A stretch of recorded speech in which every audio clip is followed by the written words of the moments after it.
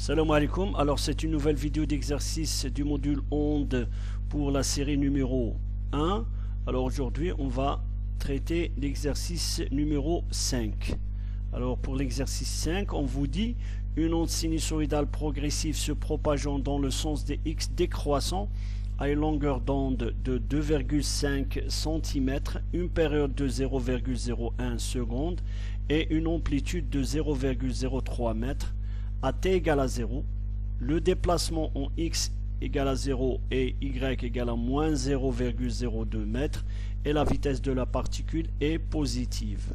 Écrire la fonction d'onde AXT sous la forme AX de t égale à A sinus kx plus ou moins oméga t plus phi. Voilà. Alors, on va faire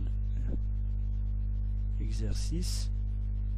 Voilà, je reprends ici l'énoncé. Voilà. Alors le déplacement du milieu, alors dans cet exercice-là, on vous dit un déplacement, c'est-à-dire une onde qui se déplace suivant x. Bien sûr, peut-être que le déplacement est suivant y. Voilà, on peut choisir y. Voilà. Mais c'est un déplacement du milieu. Là où se propage une onde sinusoïdale progressive avec une amplitude bien sûr constante, voilà, et c'est la grandeur qui varie au passage de cette onde là, voilà. Alors AX correspond à une onde progressive sinusoïdale pure puisque l'amplitude A est constante, voilà, et il y a le terme, l'argument qui combine l'espace et le temps dans le même argument, x et de t. Alors ce déplacement c'est sur l'axe des x, puisqu'il y a juste le x ici.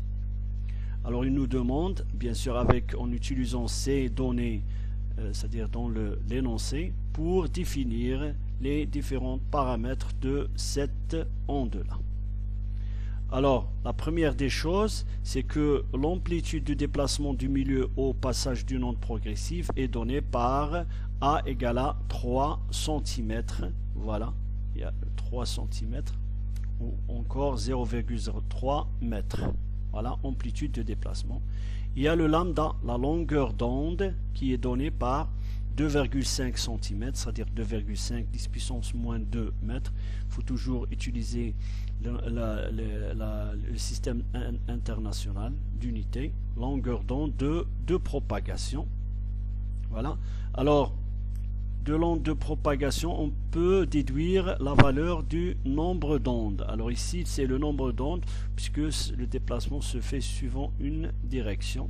Voilà, x. Là, on n'a pas besoin de plusieurs composantes pour k. Voilà. Alors 2pi sur lambda, ben je remplace lambda par 2,5 10 puissance moins 5, ça me donne 251,32 mètres moins 1. Voilà, c'est le nombre d'ondes de propagation. Alors parfois vous pouvez trouver une unité de radian par mètre. Voilà, mais ici on va travailler avec seulement mètre moins 1. Il faut faire attention aux unités. Maintenant, on vous dit la période, une période, c'est-à-dire temporelle, qui est égale à 0,01 seconde. C'est-à-dire la période d'oscillation du milieu au passage d'une onde. Voilà. Et bien, de cette période, je peux déduire la valeur de oméga, c'est la pulsation d'oscillation. C'est 2pi sur t, je divise 2pi par 0,01, j'aurai 628,32 radians par seconde. Vous voyez ici que c'est toujours en radians. Voilà. Pulsation d'oscillation. Alors, d'autre part, puisque l'onde se propage dans le sens des x décroissants, voilà, et bien, on va choisir, voilà, puisqu'il nous donne plus ou moins, alors que choisir? Eh bien, on doit choisir le sens positif, on choisit le signe plus dans l'argument, puisque ça se propage dans le sens des x décroissants. Alors, dans le sens des x décroissants, il faut que l'espace et le temps aient le même signe. Voilà, c'est pour ça qu'on a pris le signe positif ici. Voilà. Et bien en remplaçant les valeurs de ces grandeurs dans l'expression de ax de t, voilà, on trouve cette expression-là. Alors que vous pouvez le voir, il nous reste à définir ce déphasage, cette phase phi. Voilà. Alors pour cela, on va utiliser l'information qui nous est donnée ici. À t égale à 0, le déplacement x égale à 0 et y égale à moins 0,0 mètres et la vitesse de la particule est positive. Voilà. Alors en x égale à 0 et à t égale à 0, le déplacement est moins 0,02 et la vitesse de la particule en x égale à 0 à t égale à 0, c'est-à-dire la dérivée du déplacement par rapport au temps à t égale à 0 et en x égale à 0 est supérieure à 0, c'est-à-dire elle est positive, c'est-à-dire dans le sens positif de déplacement. C'est pour ça où v 0, y 0, 0 et la vitesse de la particule en x égale à 0 à t égale à 0. Alors on aura donc, alors on remplace ici a x par 0 et t par 0, on aura 3,10 puissance moins 2 sinus phi, voilà, sinus phi qui est égal à moins 0,02, ce qui donne sinus phi égal à, voilà, moins 0,02 sur 0,03, ça donne moins 0,666. D'autre part, la vitesse, je dérive cette expression par rapport au temps, j'aurai cosinus, bien sûr, 628,32 sort ici, voilà, et je remplace en plus, je remplace x par 0 et t par 0, voilà, ce qui me donne cosinus phi. Mais on vous dit que cosinus phi est plutôt la vitesse en t égale à 0 pour la particule en x égale à 0 est positive. Alors puisque ce terme-là est positif, il faudra que cosinus phi soit aussi positif. Alors, qu'est-ce que cela veut dire? C'est-à-dire on va chercher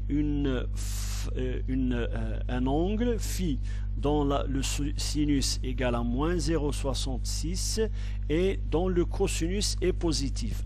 Alors comme vous pouvez le voir, il y a deux valeurs, c'est-à-dire entre 0 et 2π ou 0,360, il y a deux valeurs d'angle qui ont le même sinus, à savoir moins 41,8 qui a un sinus qui est égal à moins 0,66 et un autre angle, voilà, c'est 221,8 qui n'est autre que 180 plus 41,8 qui a aussi un sinus égal à moins 0,666. Alors que choisir entre ces deux angles? Eh bien on va choisir celui qui a un cosinus positif, et bien c'est le phi qui est égal à moins 41,8 qui a un cosinus positif. Et bien on doit choisir cet angle là, voilà, on va choisir phi égal à moins 41,8. bien sûr il faut faire attention, on doit le convertir en radian pour le mettre dans l'équation. Finalement, le déplacement du milieu au passage de l'onde s'écrit, voilà, c'est l'amplitude, voilà, sinus, alors c'est le nombre d'ondes 251,32x plus oméga égale à 628,32t moins 0,73, le déphasage. Voilà, merci.